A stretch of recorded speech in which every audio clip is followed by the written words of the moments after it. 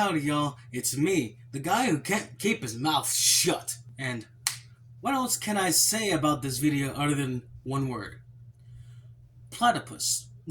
And let me tell you, this video was long overdue. So many complications, I'm sorry it took so long, but it's finally here. Honestly, it felt like my hands were going to fall off at some point. So for this video, I'm going to make a tribute to the man, the legend, the myth himself, JDF. What does JDF stand for? Jurassic Disco Fiesta. What can be said about him that has not already been said? Jason David Frank is literally the most iconic character of the entire franchise. You could gripe all you want at the Red Ranger, he's probably the most iconic, but Tommy is literally what made the show. A lot of people, including myself, were heartbroken when we found out that he took his own life last year. And Cosmic Fury is almost here. I want to get this video done by the time it comes out. It might come out afterwards by the time I get it all edited and recorded. Welcome to every single video game with Jason David Frank's character in it, Tommy Oliver. So let's start with the game I briefly mentioned in the last Power Rangers video I did, but didn't have the time to look at because I did not own a copy, and recording gameplay for it was not exactly easy. I have a PS5, so I can use the built-in capture card for that, and I also bought a physical copy for it just so I could show it off in this video. So, the game is Power Rangers Battle for the Grid. Now, before we get to that, I just want to comment on the game's age rating. Unlike the games we looked at in the other video, this one is rated T. T for Trump. We need to build a what? And the age rating fits this game because this game is an arcade fighter with Power Rangers characters. Even letting you play as some of the villains from the show, such as Goldar, Scorpina, and Lord Zed, who may as well be named British Z. In fact, I'll go on ahead and fix the ABC song for you guys. And on the topic of playing as the villains, there's a new villain in the mix called Lord Drakon, which is a version of Tommy Oliver that never got reformed and kills Rita before taking over her throne! I'm sorry, what? He literally stabs her in the heart, steals the palace she ran, then kills Tommy Oliver in the current universe, and Lord Drakon is taking Rangers from other universes to fight alongside him to fight other Rangers. Again, I must stress how dark this is as a concept, and I can't begin to comprehend the story this game has. And since this is a fighting game, it matches so well since you have Rangers fighting each other, as well as Rangers fighting alongside villains from the show. Speaking of which, let's talk about the gameplay. First, you have a punch, a kick, a ranged attack, and a grab move, plus you can perform different moves for each depending on which D-pad buttons are pressed at the same time as that attack. There are also one special move and one super move, each being unique to the character you play as. And how do you get these special moves? By calling this toll-free number, you'll be saving 50% or more on car insurance. Nah, I kid. What you actually do is fill up a power meter. Anytime you hit your opponent, it adds a small amount to this meter. And once you use it, it brings the bar back down depending on what cost that you made your move in. Cause even Power Rangers universe, you are not free from the IRS. And thankfully, the moveset is all in the menus and only require 2 button presses to activate. Plus tell you how much the special move and super move cost to activate. Also, unlike most fighting games where you choose one fighter to play against one other fighter, instead you pick 3 fighters and you can hot swap between the 3 fighters anytime in a match because this game supports poly relationships, as well as have one of the 3 fighters pop in for a short second to do a little bit of dabblage. And before going into a match, you can choose a Megazord, which you can use to do a massive amount of damage to the opponent, but can only be activated when the Megazord power meter is filled, which fills up the opposite way of the special and super moves. Every time you take a hit, it adds on to the meter, which means this game likes to get kinky. Now, even though I do like the story of this game, it's not impressing me too much. It's not a bad game by any means. It's okay. it's just not gonna keep my hands from pulling my third leg, if you know what I mean. It's an alright game. The game controls well and doesn't have any game-breaking bugs or anything that I noticed. But what keeps this game from being great is its base game's roster is a bit lacking. The base game only has 15 characters and the rest are added through paid DLC. Now, it would make sense for Rita not to be in here because she was killed in the beginning, but where's Master Vile? He was Rita's father, and Rita does get added to one of the DLCs, so killing her was basically moot, as Dr. K would put it. Although she comes from a different universe, so yeah. And why don't we have DLC Megazords to use? Mega Goldar is in this, why isn't Serpentera in here? What about Rancic? Any of the Space Rangers, the Psycho Rangers? Hell, Billy the Blue Ranger is the 2017 remake version and not the OG. Sorry, David Joss, they couldn't deal with another gay guy in another video game. And I'm not going to say that I'm against gay marriage. I am all for it. In fact, I do like men myself, and if you have a problem with it, then you are banned from my channel for life! And what about skins that include Tommy Oliver's other Rangers past MBPR, like Zeo Red, Turbo Red, and Dino Thunder Black? Or maybe even Mondo. Like, it's called Battle for the Grid, not Bank for the Greedy. We need a representation of a variety of Power Rangers and villains, but only a few are represented here, mostly from the MMPR era. And what's funny is, some Rangers are actually in the cutscenes, but you don't get to play as them. But there's another major issue I have with playing this game, and that is the single player is not new player friendly. Meaning, even if you play on easy and you don't know how to play fighting games, you are not going to have a fun time. Even me, as a decent player who can do combos on occasion, I barely even get to hit the targets unless I get lucky, because even on the easiest difficulty, they just keep pounding on you like you're being brutalized by a cop.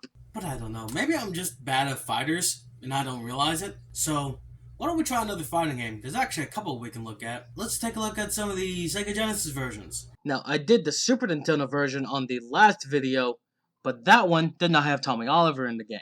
This one does.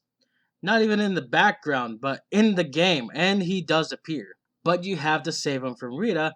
It even plays the Dragon Dadder song. But like Battle for the Grid, the game is too hard to play as well. In fact, it's way harder, just like the armadillo. What's frustrating is the game only uses 2 of the buttons, and the easiest way I can beat my opponent is charging forward by double tapping on the D-pad and using cheap moves. Well, that was a complete bust. Let's try the other Sega Genesis game then. Our Power Rangers, the Fighting Edition.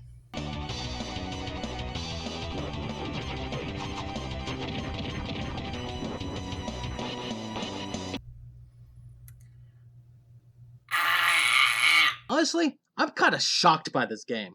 It takes place during Season 2 of the show where Tommy is the White Ranger, and we also have the Thunder Megazord. And by the way, this game is only Megazord battles. You don't play as the Rangers in this game. And it's funny how you are fighting the Megazord when Tommy did not turn evil in this season. The game doesn't even explain why you are fighting it, even though the game has a story mode. No cutscenes or anything. Oh, well, sometimes they will, but only when you beat one of the villains in the story mode. And there isn't any story involved, despite being called, well, story mode. However, this is one of the better games to play, as it is a fair challenge, and it's not going to hold your hand, but you can definitely beat this game if you give it a few tries. It doesn't have AI created by Elon Musk, and if you get a game over, Lord Zed is your continue screen, where he points at the options. And we're still not done. We still got a few games to play here. We are literally scratching the surface of this grown city of Corinth. This next game is going to be the Genesis version of the Mighty Morphin Power Rangers movie. Well, unlike the Super Nintendo version, it follows more of the movie and has a much better feel to its gameplay. You don't have to constantly collect lightning bolts and the constant jumping, the difficulty. All that isn't a problem in this version. Plus, You have more moves to perform, unlike the Super Nintendo version, and you can choose which Zord to use during the boss fights. Let's steer away from MMPR for a second, because we gotta have some variety in this video, right? So let's go on to a game that I do have a physical copy of that he was in, Power Rangers Dino Thunder. One thing I will say right off the bat, these voices are not the same actors from the show. Sent a new giant army to attack the Zords. They drained power from Kira and Ethan's Zords and transported them somewhere. Plus, we don't see the Rangers outside of their suits. Not even Tommy Oliver. He's just morphed at the command center for some reason and does nothing to help in a fight. Maybe this is Tommy when he got stuck in his Ranger suit during one of the episodes, but that's honestly stretching it a bit. Stretching it more than Flubber. But the game has us play as the Zords, starting with the Tyrannosaur, so this makes me think we're going to have individual Zord fights alongside the team and then combine when ready. Sounds like a lot of fun, right? So Tommy helps us control our Zord moving around and... Watch it. There may be people inside.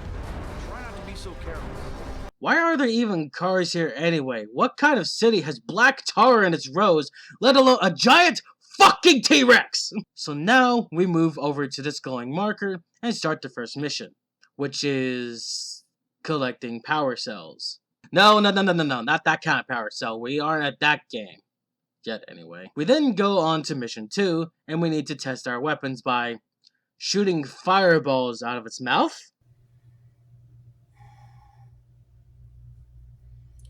The Tyrannosaur is not a dragon. You should know this, Tommy. You were a Dragon Ranger before, and you're also a doctor. So what about mission 3? Surely, it has to be some kind of challenge. Well, it's just testing a ground pound move on this rock which has the Power Rangers emblem. So is this all this game is then? Just point easy minigames back to back with no point? And you don't even play as the Rangers, you only play as their Zords.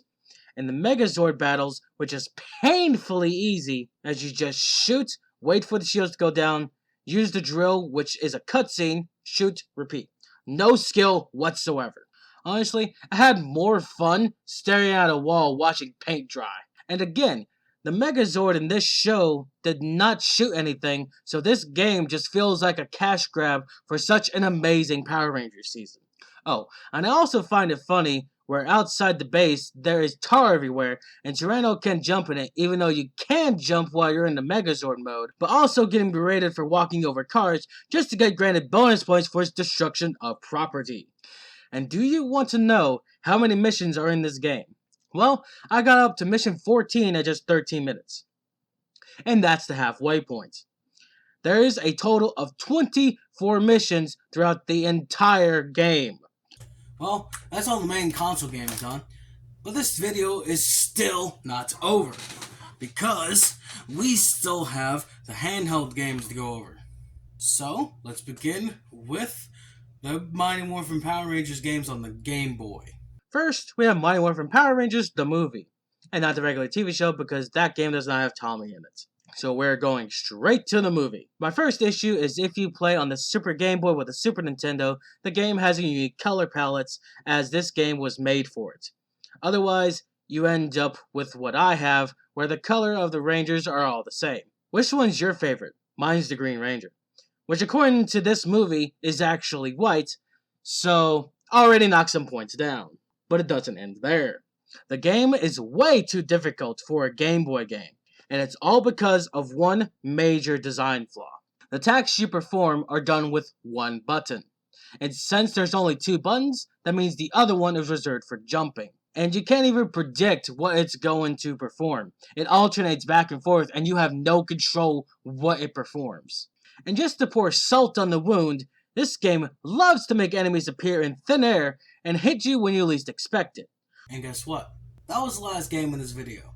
Man, what a roller coaster this was. There was some okay games, then there was a pretty high one, and then most of them were about down here. There isn't any other video games that are of note. There is the pinball game, but it's technically not his character that's in it. That just has his ranger that's in it. I mean, it's not really a, character in it if he's featured in it if you can't play as him. And then there's also the Sega CD game. It's basically just Simon Says with FMV over it, but the outcome of the button presses don't change the outcome of the episode that you're watching through. And that's basically all that game was. It just took episodes from the show and then you played Simon Says on top of it. You may as well just be playing Bop It while watching Two Girls, One Cup. But I do hope we learned something from this video. I just want to stress this and get it out of the way just so everyone could be on the same page here. Suicide is not the answer. If you're thinking about it, or if you know someone that's thinking about it, please contact your local suicide prevention hotline and they will help you. You could also get therapy if you want. Most people even do it for free. And also, the suicide hotline is also free. Suicide does not take the pain away, okay? It just passes it on to another person who does care about you. And there's going to be someone who does. Even if you think you don't, there's going to be someone who does. Now that that PSA is over, let's take a few seconds to have silence to pray for JDF.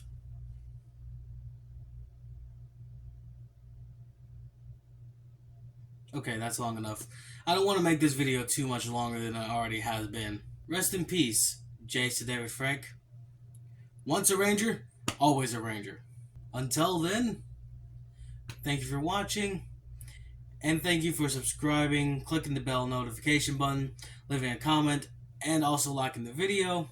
And until then, I'll holler at you later.